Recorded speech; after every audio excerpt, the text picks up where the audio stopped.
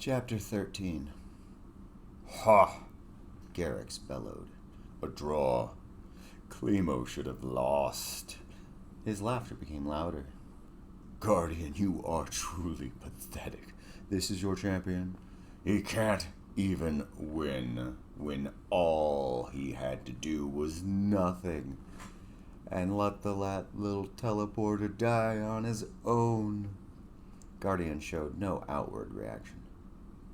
Good will triumph over evil, the human god declared. Jarius joined Garyx in laughing.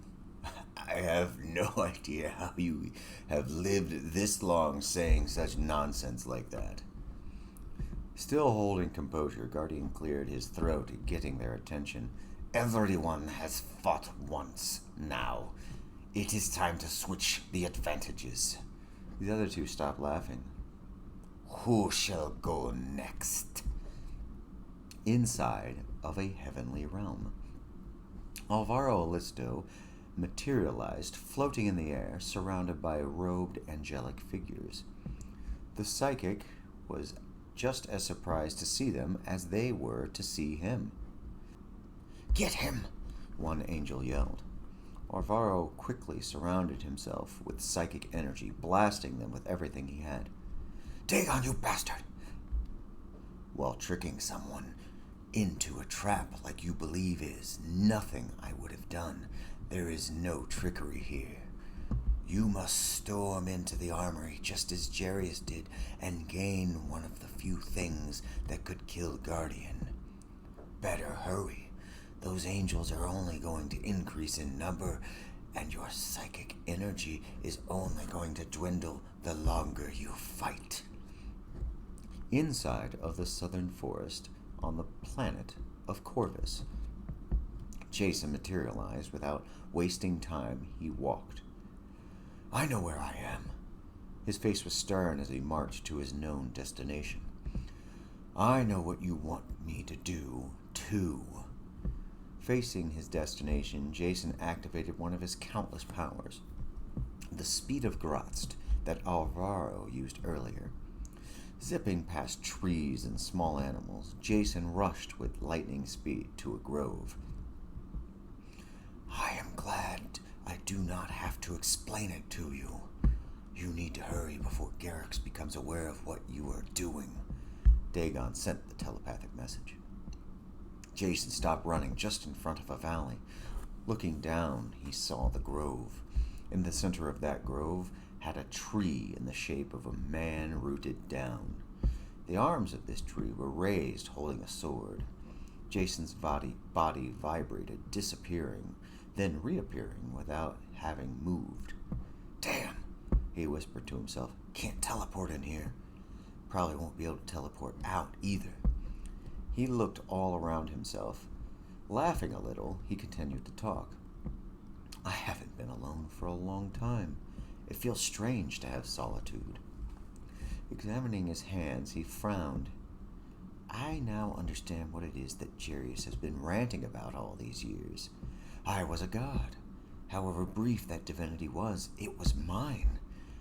Mortality is subpar compared to that. He shook his head, dismissing the thought. Closing his eyes, Jason refocused his psyche. His body surrounded itself with psychic energy. Opening his eyes, Jason returned to moving faster than lightning down the valley, moving to the center where the prize waited. He stopped directly in front of the tree, darting his eyes around to ensure nothing was following him and that he had not set off any traps. The lone psychic levitated his body up, reaching for the sword. The branches holding the sword wrapped fully around the blade, retracting towards the tree itself. Not so fast, came the voice of the tree before him. It was only then that Jason looked directly at the tree, realizing that it had a face with eyes that were burrowing into him as he floated in the air.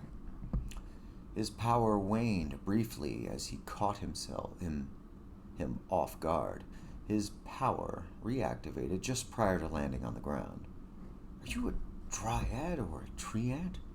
No, responded the tree. Placing his hands up to show he meant no harm, Jason remained floating in the air. I need that sword. You are not human, but you express the impatience of one. The tree creaked its words. I genuinely mean you no harm, Mr. Jason made a struggling gesture, admitting his ignorance of the thing's nomenclature. You desire to know my name in hopes to earn my favor and have me grant you this sword, the tree said. Yes. The psychic folded his legs, relaxing his body in the air. While time is short for me, I need that sword. I would like to receive it on your terms. What would it take? You have an endless amount of time. You are Elin. Gods are fighting. My people need me. There is a chance I can save them, but only with that which you hold. The tree sighed. Gods are always fighting. Please tell me how I can earn your favor. So impatient. The tree looked around. I have worked for a very long time in preserving this place. Every life here is unique. Jason looked where the tree looked. His eyes laid upon small creatures, flowers, insects, shrubbery, and other things to which he had never witnessed before. I have saved them from extinction. We live in perfect harmony. Do you know what keeps this place intact and hidden? Looking back to the tree, Jason responded, No, I did not even know it was hidden. One may only enter here if I will it. Jason smiled. I am honored that you allowed me in here. This place is beautiful. Jason extended his open palm to the tree. I still do not know your name, if you even have one, that is. The tree relaxed its branches, bringing the sword down to the ground, pushing the bladed portion into the dirt. Doing this caused magic to flow from that weapon into the ground itself, flowing every direction from the sword and into all the life around. Jason felt the power of that blade cause every flower to bloom, every tree to spring to life, and energize this entire forest. All the while, the tree shrank. Its branches retracted into the main trunk. The roots lifted from the ground, and the face looked more human as the tree began to take on another shape. It formed the shape of a man. Bark fell off of his skin as the man stepped closer to Jason. Grabbing the hilt of the sword, this former tree spoke again. I am Katar. He pulled the sword from the ground. This sword kept this place as hidden as it needed to be and instilled it with life, keeping it forever in harmony. Jason frowned. And I seek that blade away from you. He shook his head. I am so very sorry, Katar. I truly have no wish to hinder or even end this paradise you have sustained. Even witnessing this fantastic wonder, I am sorry to persist in needing that sword. Katar sheathed the blade on his side. He wore a cloak fashioned from leaves that even wore stag horns that Jason couldn't tell if they were decorative or had a purpose beyond vanity. Everything Katar wore was vegetation or fashioned from deceased animals. Tell me, psychic, why don't you just take this sword by force? You are powerful enough. You could do it with ease. I could. You could snatch it from me, and I could do nothing to stop you. You could take it, leave, never look back, and never care. Yes, I could, Jason admitted. So why don't you? I could tell you that I am civilized, but you would hate that answer. You are a druid. I have never met a druid before, but I have heard of your name. You are said to have slew Garyx. Jason pointed at the sword. That sword can kill him. Garyx is a threat to the very multiverse itself. So, after all these years, Garyx has returned. Katar looked away. I beat him before, as you said. How does he still live if you beat him? Jason asked. He attacked my old grove, one that was decimated by his flame. I stopped him with this very sword. Katar placed his hand on the sword, feeling the hilt. I knew one day he would be back. I heard a distant rumor from the trees that he seized the power of a devil, joining the vile ranks of hell itself. Is it true he is a devil prince? Yes. Katar raised his hand, causing the ground beneath him to rise to knee level. Katar sat down. Convince me to give you this blade. I have already told you my reason. If you need further convincing, then I do not know what other information I could possibly provide to you. Perhaps you could simply come with me, and together we can slay Garyx. Katar shook his head, laughing. His body leaned back on the seat. Oh, you are not joking, but I find that idea quite funny. I am far too old to engage in any form of combat. Would the promise of this sword's return make any difference? Jason asked. It would, if it did not mean the end of my grove. Katar frowned. You see, without this sword, there will be nothing to protect this place. Nothing to keep it hidden. Some of this life here is sustained solely by the power inside of this. He drew the sword, placing it on his knees. I need you to truly understand what that means. It would mean the end of all this beauty. What you desire is nothing simple. If I could make some deal with you, I would. There would be no restoring this place or even saving it. It would wither and die the moment this sword leaves. Jason extended his hand as he talked. I could use the sword, then go back in time to this moment and merely give it back to you. The druid shook his head again. I would honestly agree to that, you know. Unfortunately, that would not work. Jason floated down to the ground, standing on his legs. He stood arms akimbo. Explain. Sighing, the druid spoke. This sword is almost as old as I am. I have no doubt that it is capable of defeating Garyx a second time.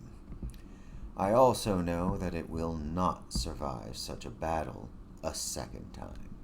There is no natural or even unnatural way to restore this blade. Do you truly understand now? Jason relaxed his arms. He nodded his head. Yes, I truly understand. He placed his hand on the druid's shoulder, looking him in the eyes. Their eyes remained locked as they were silent for a long moment. Finally, Katar sighed again. Take my sword. Leave this place. Kill Garyx. And honor nature. He looked away, extending the sword to Jason. Grabbing the sword, Jason's wrist was clutched by the druid. He brought his head close, narrowing his eyes. Honor nature. I will, Jason said. Katar let go of the psychic. Turning around, the druid returned to his place, converting his body once again to a tree. Jason opened his mouth to speak, but could not find the words. He left, but not with speed, only at normal walking pace, so he did not disturb any life here. When Jason reached the top of the valley, he looked back. The magical effects were already taking hold of the grove as the brightness of it dimmed, turning everything darker as it all decayed back from the magic leaving. Inside of the heavenly realm, Alvaro Alisto continued battling the angels and archons alike, blasting them with psychic energy while moving his body ever forward to the armory of the good gods. The eternal moment of time. Guardian slammed his fist on the table. Now I know why you chose Kalimo. Oh, whatever was my reason? Jarius said with a sarcastic tone. I cannot intervene, and you know it. Guardian outburst his anger. Correct, Jarius agreed. So long as we are engaged in our contest, none of us can interfere with anything beyond what we do here. He turned his head to Garyx. I believe Klimo is about to fight Lazan on Lazan's terms. Jason has the sword, Garyx growled. You have been playing us. Now I see why you do not care if you lose your Godslayer sword or not. You have other means of killing me now. Jarius smiled, his solid white smile. Yes, and as amusing as all of that is, our next fight is about to start. The darkness continued to swirl around him. Besides, even if I am gaining the upper hand outside of here, and even if I have ensured your downfall through more than one method, take comfort that you stand a chance at hindering both myself and Guardian should you win this fight. The elemental plane of fire. Holy shit, it's hot! Klimo screamed. His feet jumped up and down, avoiding the hot rock underneath. All around him, fire and smoke burned. You should still have the skin, Klimo, Fission said. What skin? Klimo stopped hopping up and down. Snapping his fingers, he relaxed his body. Oh, yeah. It's been a long time since I used the demon skin. A slimy, thin layer of red, slithering mass crawled out from under his clothing, covering every inch of his skin. It blended in perfectly, leaving only redness. Bending down, Klimo felt the ground. Much better. Fire immunity. That is almost clever. Lazan screamed from the sky up above. Even without flame, I am physically superior. Garyx has commanded me to kill you, and kill you I shall. Looking up, Klimo half frowned with doubt. He shook his head as the dragon man hurled his body down to Klimo with claws ready to tear his body to shreds. The teleporter stared at his enemy, calculating in his head. Extending his fingers, he moved from left to right, blocking the view of Lazan as his finger passed the image of the approaching dragon man. The psychic jerked his left hand back as he released psychic energy, manifesting something new. Lazan gurgled from the sky, clutching his chest in pain. Without saying a word, he continued to hurl from the sky, but not as an intention. Lazan crashed into the lava. Clemo stood there, waiting just in case his foe got out of the lava. "Clemo, what did you do?" Fission asked. "This." Clemo lifted his hand up, revealing that he clutched a heart. "I've been curious if I could do that for some time now." "Well done," Jarius Kane said, materializing from the surrounding smoke. His body came together as a mass of human-shaped darkness. "I knew one day you would realize your potential." Clemo dropped the heart. Holding his hand up, he jerked it back the same way he did with Lazan. Smoke appeared in his hand. "Did that do anything to you?" "No. Nice try, though." Jarius dismissed the attempt on his life. "You have 2 more fights to win, Clemo." Clemo sheathed fission. "No, I'm not fighting for you, or doing anything for you." Jarius chuckled. "Alvaro and Jason are." "I don't care. You are the ultimate evil. Asmodeus is holier than you." "Ah, Asmodeus. What a piece of work that devil is. Not my finest work, but I made him the best devil I could have. I regret nothing with that one." "You created Asmodeus?" Clemo exclaimed with surprise. Jarius nodded. "I made every devil. And most demons." Jarius walked around Clemo casually. "They wasted no time when my true self died. Each of them had taken a piece of me. With your help, I will reclaim those pieces." "Fuck you, I'm not helping you." Clemo folded his arms. "Torture me all you want. I refuse to give in." "Torture you? Oh, no. You are my champion and chosen. Perish the thought, my dear Clemo. You will fight for me, or you will simply die, over and over again." Jarius paused, ensuring that Clemo fully understood. The look on the psychic's face proved it. "Good. Now get ready for your next fight. You have some time. Meditate, rest, and focus." The eternal moment. "What? How did you do that?" Garyx demanded. Jarius pointed his shadowy finger at the dragon god. "Clemo can do far more than teleport the heart away from his foe. Honestly, you should have done your research, Garyx. I know everything about Lazan and Zane. You fools dismissed his true capabilities, thinking him useless because he isn't an all-powerful psychic like Jason and Alvaro." Jarius floated up and stood up.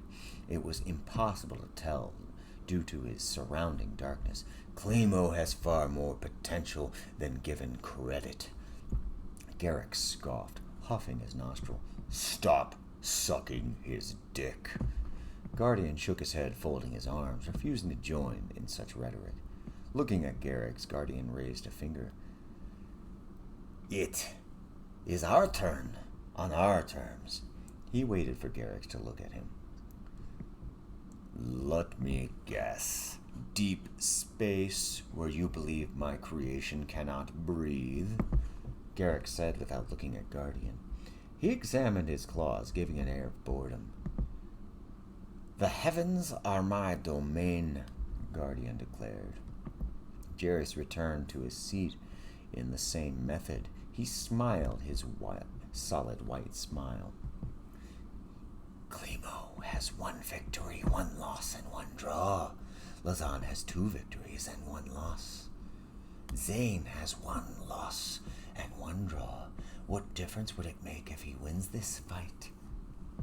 Clemo needs Zane to beat Lazan, and Clemo needs to beat Zane. Otherwise, Garyx wins." "It doesn't matter," Jarius responded. Deep space.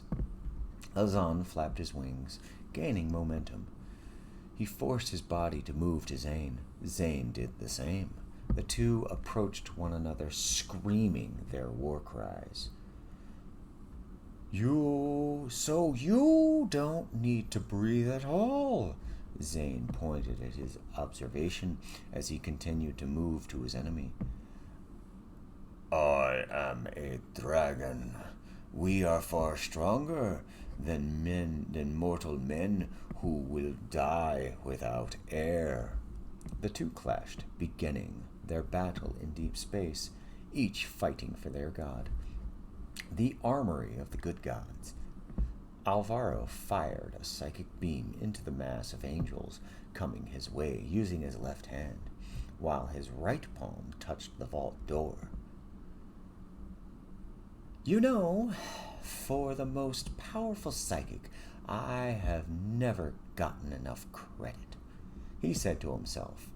The beam burned every angel it touched, scorching them by the dozen. Splitting his mind with the psychic, leapt from his own body a spectral form of himself. His physical body continued to fire psychic energy at the crowd. Go, Alvaro, yeah! Able to multitask better than the rest, the astral projection said as it floated through the vault door. Turning around, the astral projection examined the door from the inside. Where is the button or switch or lever or anything? Moving his form all across the surface of the inner door, he frantically searched. You dare violate our sanctum? A voice said from inside the vault. Turning around, Alvaro Listo saw a divine servant wearing robes, bearing dark skin. I know you, Mark Johnson, right? Alvaro said. I don't care. Mark said as his fingers traced the air, casting a spell. The spell was released, banishing the astral projection. Alvaro returned to his body with a headache. Ouch! The psychic jumped away from the armory as the door opened from the inside. You want it so badly? Come on, just get past me then, Mark said, standing in the center of the doorway. The psychic surrounded his body with psychic energy. He smiled even through the pain in his head. To think, I only joined all of this out of boredom. Rushing forward, Alvaro suddenly came to a halt, tumbling to the floor. The psychic energy dispersed the moment he crossed into the armory. Mark grabbed the psychic by the throat, lifting him into the air. The former paladin shook his head disapproving. You have gone too far. You could have done anything with the power you had. You were even a god. My god Sabin will not tolerate your existence. The psychic made a confused face as he struggled to manifest powers that did nothing. No psychic energy spark, no power happened, only the empty void where his power should be. You cannot do that here, Mark answered his unspoken question. Sabin has improved our armory since Jarius broke in. No psychic ability can work here so long as I am here. My magic canceled your powers. The Archon, Mark Johnson, squeezed the neck of Alvaro. Your time has come. Alvaro struggled to breathe. He could do nothing as he felt his life fading. His arms flailed, hitting Mark and having no effect. His movement slowed down as his heartbeat slowed down. Mark felt his pulse. Once his body ceased moving entirely, Mark stared into his cold, dead eyes. You have received mercy from me. Tossing the dead body onto the floor, it began to dissolve slowly, disappearing entirely. Angels and archons alike surrounded Mark Johnson. They cheered the successful defense of their heaven. Deep space. Lazan was impaled by Zane's sword, making this angel victorious. Zane knelt down, humbling himself in prayer. Lord Guardian, through your guidance and wisdom, I am triumphant this day against this vile foe. What will you have me do now? You have one victory before you, the booming voice of Guardian surrounded the angel. You have granted a second chance at defeating Klimo. This time will be much harder, for it is on his terms and conditions. Zane stood up, holding his sword at the ready. I will not fail you, my lord. The eternal moment. Where will they fight? Guardian asked. Jarius shrugged. You pick. The black eyes of Garyx opened wide with surprise. What? Why would you do that? The dragon slammed his tail down. Jarius waved his hand at Garyx without even looking at him. I choose to allow him to choose. Guardian drew his head back, confused as to what to do. You are that confident in his ability to beat Zane? He narrowed his eyes. So be it, I will choose. You rarely make mistakes, Cretan. This hubris you have will be your undoing. I choose this cavern. Pointing at the center of the table, the good god conjured an image of a crystalline cavern. Oh, nice pick. That place will completely neutralize Klimo's powers, granting you a huge advantage. Jarius gave a soft laugh. Guardian held his hands behind his head, leaning back. We have killed Alvaro, by the way. While you possess additional means of killing Garyx, you have no other way behind your sword of killing me. Should Klimo lose this fight, I don't care. Jarius interrupted. The crystalline cavern. I can breathe this time, Klimo said. Zane stood 40 feet from Klimo. Yes, you can. I will not go easy on you this time. Klimo laughed. Fine, neither will I. Klimo lifted his hand, jerking it back. Nothing happened. What? Klimo looked at his hand. Fission. What has happened? The sword said nothing. The glow it had has vanished. You cannot rely on your psychic abilities here, Klimo, Zane said as he approached. Klimo raised Fission, already in two forms, holding his weapons in a defensive stance. I am perhaps skilled enough to beat you. Zane shook his head. We were to battle with blades alone, you would stand a chance. However, his halo began illuminating, becoming brighter by the second. As I stated, I will not go easy on you. Zane stopped, walking halfway to Klimo, pointing his sword at his foe. Divine energy sparked out like lightning, rushing to decimate the impotent psychic.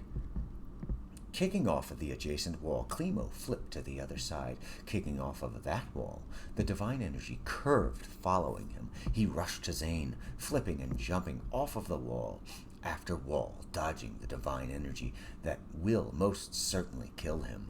Klimo reached Zane, swinging his weapon, cutting the angel on the arm, actually piercing the armor he wore. The divine energy returned to the halo. Impressive. Zane spun around, swinging his own sword. He rushed forward, slashing at Klimo, hitting him dead on, cutting his left arm off from the heavy blow. Screaming in pain, Klimo refused to allow this to distract him. He parried a second swing from Zane with his remaining arm. As the two clashed again, Zane had Klimo pushed down with strength alone. The powerless psychic was being overpowered. Sweat dripped down Klimo's head as he struggled to maintain any amount of balance. While Zane refused to give the hindered psychic any leverage. Klimo felt his body crushing under the weight of this angel. "No!" Klimo screamed as his legs broke from the relentless Zane crushing him down. A small spark jumped around Klimo's forehead, dancing around. Zane was too distracted to notice. Behind them, above them, under them, and all around them were those crystals that negated psychic energy. Klimo vanished, actually teleporting behind Zane. Overwhelmed with pain, emotion, and adrenaline, his psychic stem, the source of his psychic teleportation abilities, activated, piercing through the crystal's hindrance. Klimo, on instinct alone, did not question this as he plunged his blade through the back of Zane's head, killing this angel, who fell down motionless. Klimo also fell down, feeling his pain, allowing his body to collapse from the fight. End of chapter 13.